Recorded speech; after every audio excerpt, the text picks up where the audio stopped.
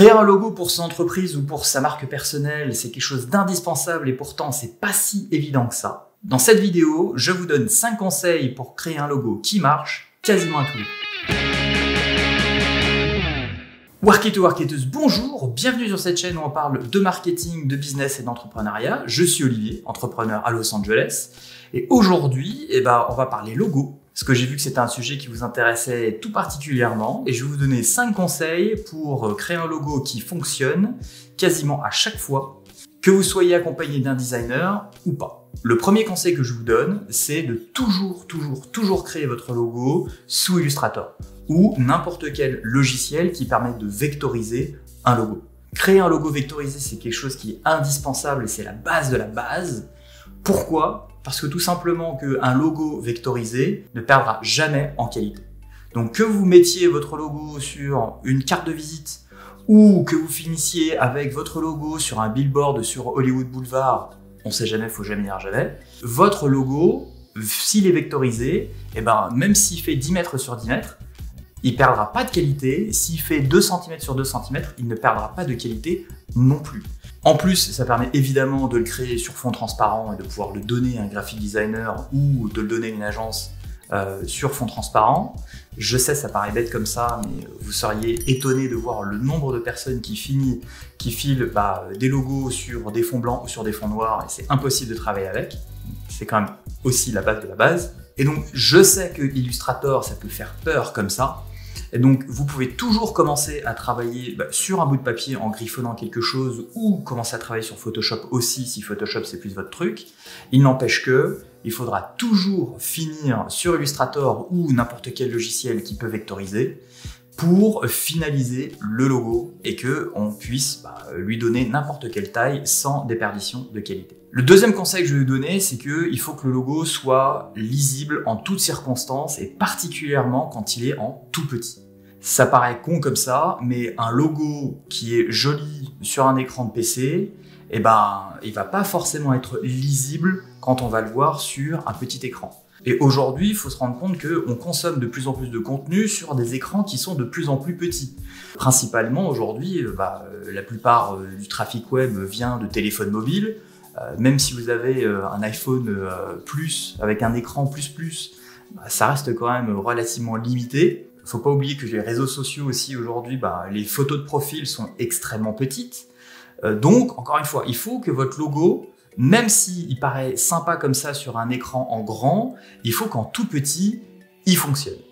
Et quand je dis qu'en tout petit, il faut qu'il fonctionne aussi sur un fond clair, donc sur un fond blanc, mais aussi sur un fond noir, un fond foncé. Vous ne pouvez pas imposer à quelqu'un d'avoir votre logo sur un fond blanc toujours à 100% ou sur un fond noir toujours à 100%. Et puis aussi en noir et blanc. Parce que, à l'époque, on disait que c'était important que le logo fonctionne en noir et blanc pour les fax. Je suis pas sûr qu'aujourd'hui, il y ait beaucoup de gens qui envoient encore des fax. Quoique, quelquefois, on a des mauvaises surprises. En noir et blanc, sur fond noir, en tout petit, il faut que ça reste lisible et il faut que ça fonctionne. Là, je vous ai donné quelques exemples. Ici, par exemple, ça, c'est le logo de la chaîne. Sur fond blanc et sur fond noir, franchement, ça fonctionne plutôt pas mal. J'essaie d'être objectif au maximum. C'est moi qui l'ai fait, donc voilà. Mais on essaie d'être objectif au maximum, mais franchement, ça fonctionne plutôt pas mal. En tout petit aussi, ça fonctionne.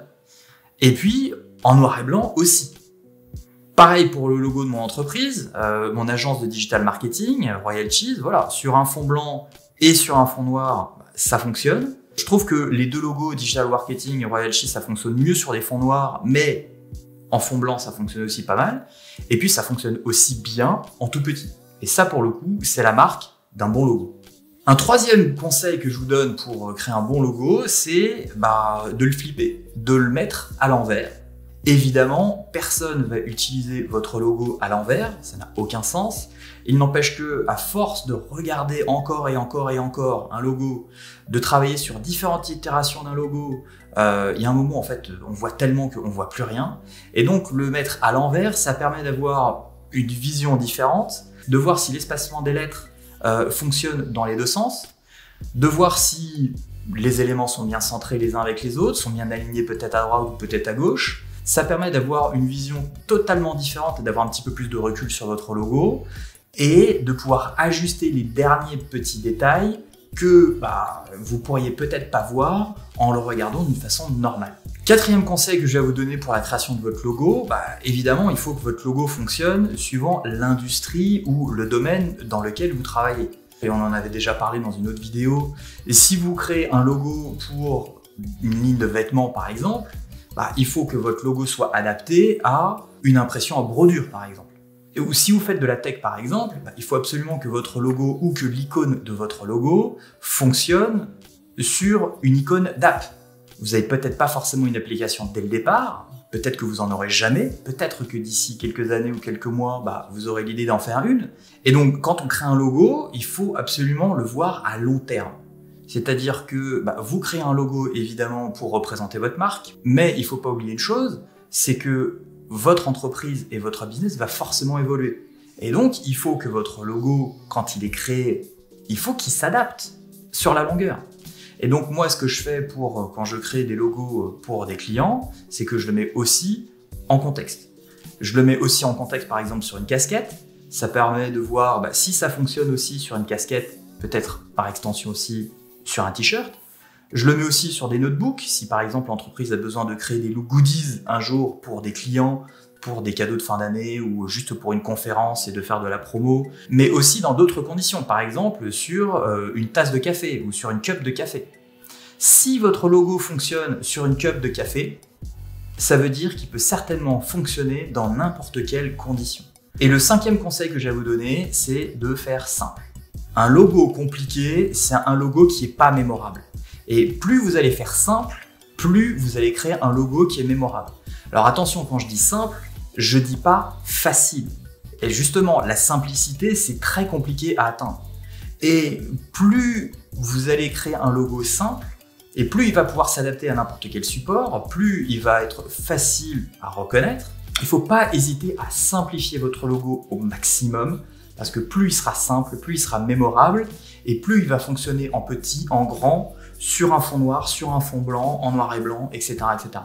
C'est très important. La simplicité, c'est ça le secret de base d'un bon logo, et quelquefois, quand on veut faire trop complexe, on n'arrive pas à faire passer le message qu'il y a derrière sa marque, des valeurs qu'on veut faire passer à son audience. Essayez de garder un maximum de simplicité dans votre logo, et c'est extrêmement important de garder cette simplicité. Un petit dernier conseil bonus pour la route, j'en ai déjà parlé dans une vidéo qui s'appelle le pouvoir du branding, ça vous pouvez toujours aller la voir.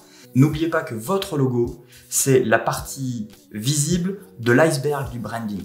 Avoir un logo qui fonctionne, c'est bien.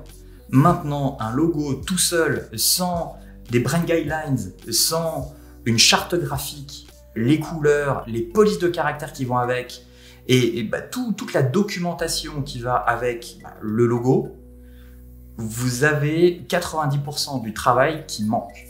Et ça, il y a énormément de gens, ou même d'entreprises, qui ont tendance à oublier cette partie qui est pourtant essentielle pour votre stratégie à long terme, pour votre entreprise, pour votre business ou pour votre marque personnelle.